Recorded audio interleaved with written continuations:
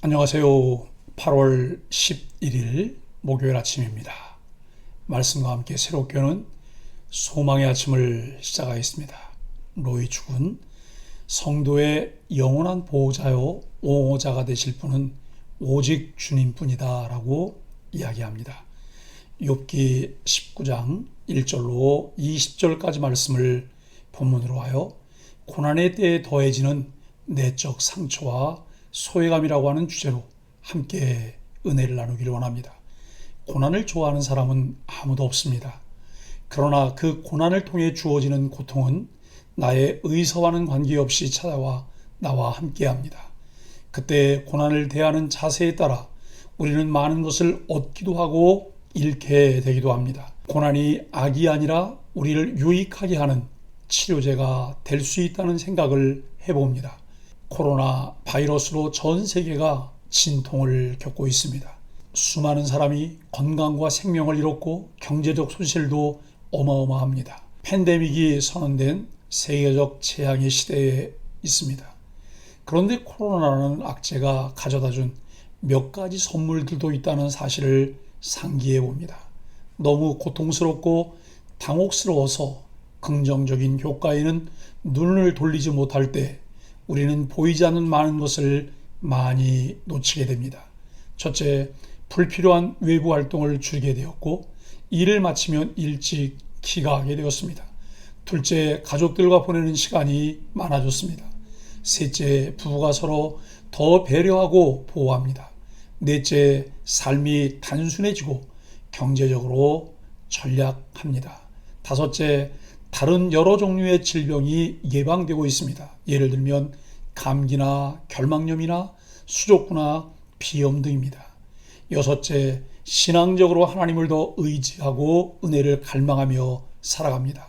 사람마다 다르긴 하지만 많은 사람들이 말씀 묵상에 더 집중하게 되었습니다. 이러한 상황들을 눈여겨볼 수 있다면 고난은 악이 아니라 약이라고 할 수 있습니다. 인간이 당하는 고난에 대해 일반 종교의 해석은 대단히 부정적입니다. 불교, 힌두교, 이슬람교 모두 고난을 죗값이나 저주로 규정합니다. 인과응보나 불행한 운명으로 해석합니다. 그런데 기독교는 고통을 부정적으로만 여기지 않습니다. 물론 성경에 나타나듯 고통의 시작은 죄입니다. 고통은 인간이 불순종한 데서 시작되었습니다.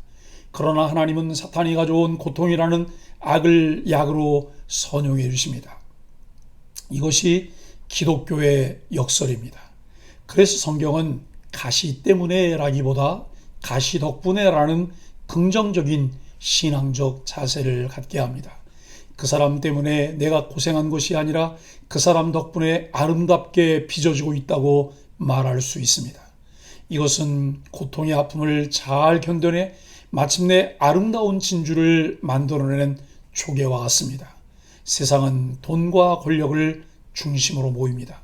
반대로 연약함은 사람의 외면과 멸시를 받습니다. 하지만 성육신하신 예수님은 우리의 연약함을 참으로 동정하시는 분입니다. 그저 불쌍히 여기시는 것이 아니라 우리의 모든 죄와 허물까지 대신 담당해 주십니다. 사람은 배신하고 떠날지라도 예수님은 언제나 우리와 함께 하십니다. 사람이 찾는 것을 찾지 않으시고 사람이 보지 못하는 것을 보시기 때문입니다. 예수님은 우리의 참된 위로자이십니다. 오늘 본문에서 욥은 자신들을 괴롭히는 친구들에게 항변하며 자신을 억울하게 하신 분이 하나님임을 알라고 합니다. 하나님은 그의 길을 막으시고 영광을 거두어 가시며 희망을 뿌리째 뽑아버리셨습니다. 욥은 형제, 친척, 종, 아내, 어린아이, 친구가 다 자신을 업신여기고 조롱하며 원수가 되었다고 탄식합니다. 빌닷은 앞서 욥을 책망했습니다. 빌닷이 생각할 때 욥은 고난 앞에서 자신의 악함과 죄인됨을 인정해야 함에도 불구하고 계속 자신의 의로움을 주장하고 있습니다. 친구들은 욥을 위로하고자 찾아왔지만 욥의 태도를 보고서는 그를 용납하지 못합니다. 그래서 회개하라고 강요했습니다. 오늘 본문은 빌닷의 꾸짖음에 대한 욥의 답변입니다. 1절로 6절은 내게만 있는 허물인가입니다. 빌닷은 앞서 욥이 악인이라 암시하며 악인의 최후에 대해 강하게 이야기했습니다. 그러나 욥은 빌닷의 말을 전혀 수긍하지 않습니다.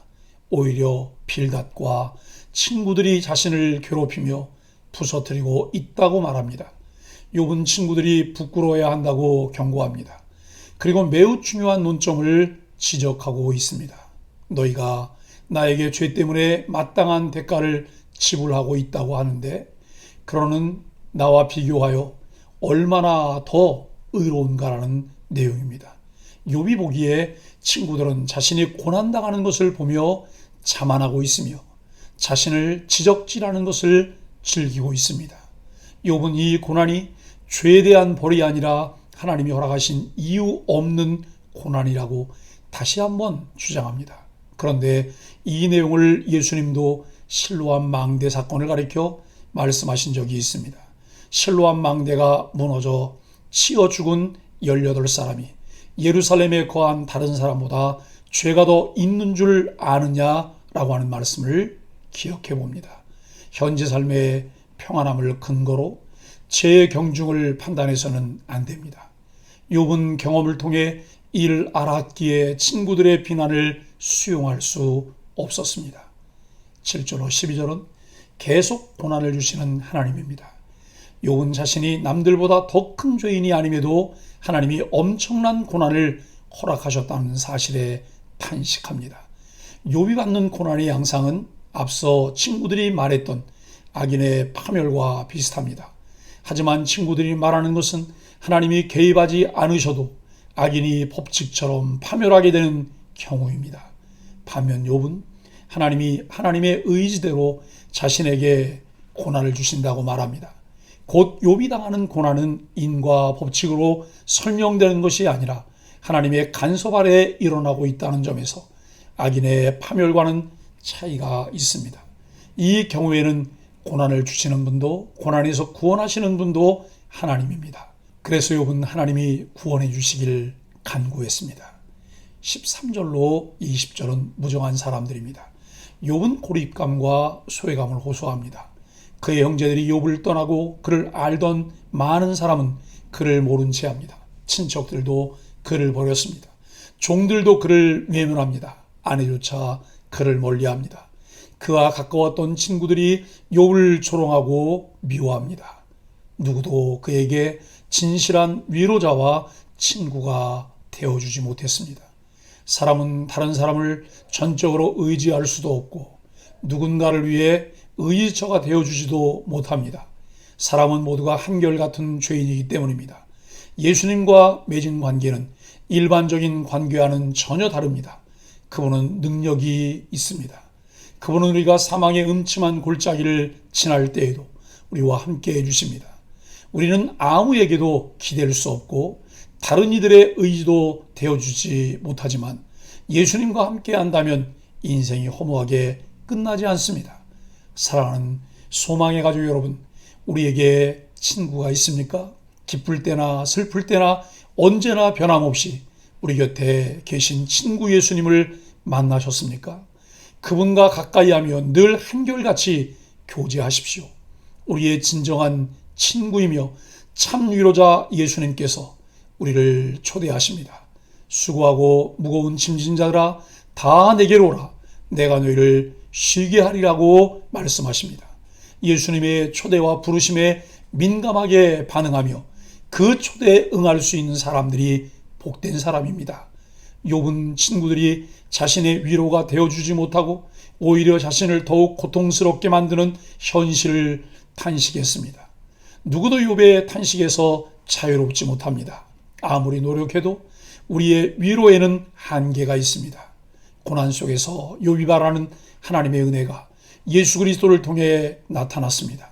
예수 그리스도만이 참된 위로자 구원자이십니다. 고난을 약으로 여기며 참 친구이신 예수님과 더 친밀한 관계를 통해 큰 위로와 세임을 얻게 되는 소망의 가족들이 되기를 예수 그리스도 이름으로 간절히 축복합니다. 함께 기도하겠습니다.